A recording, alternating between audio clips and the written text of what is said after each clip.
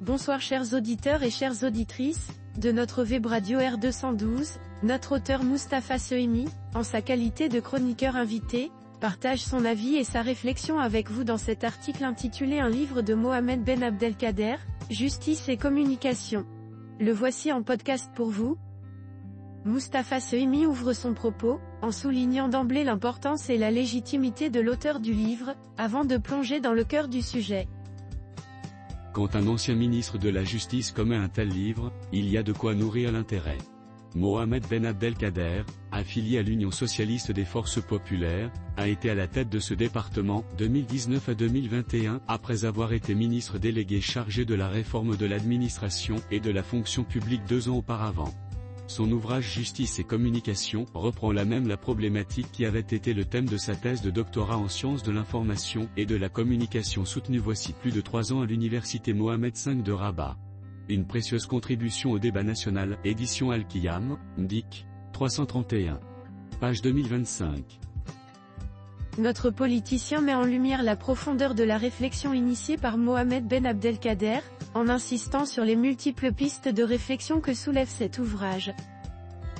L'hypothèse de travail retenue est celle-ci, explorer de manière innovante les interactions entre la justice et la communication au Maroc.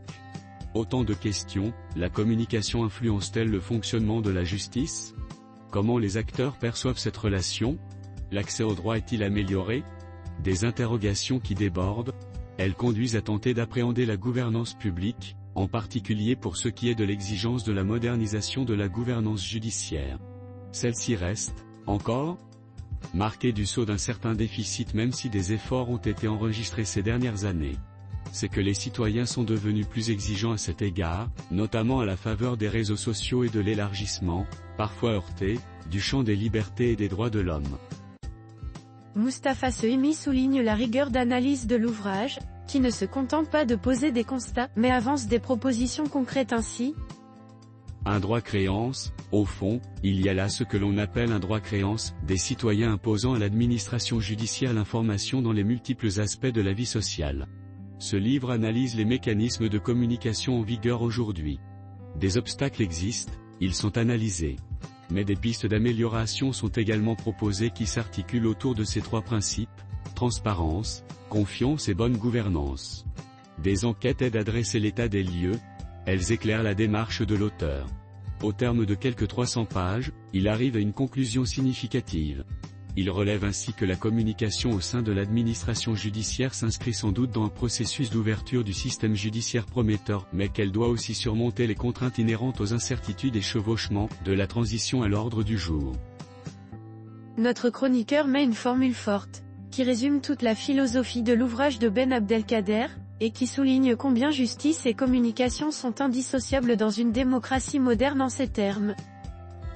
Mohamed Ben Abdelkader plaide pour un processus de transformation de cet écosystème, justice, communication, axé, entre autres, sur de nouvelles pratiques devant contribuer à terme à la modernisation au système judiciaire, à son efficacité et à sa légitimité. À ses yeux, conclut-il, la justice ne doit pas seulement être rendue, mais aussi perçue comme telle. Un principe du droit anglais, justice must be seen to be done. Un principe du droit anglais. Chers auditeurs de la web radio R212, merci d'avoir été à l'écoute de ce podcast, et de partager avec nous ce moment d'échange et de découverte.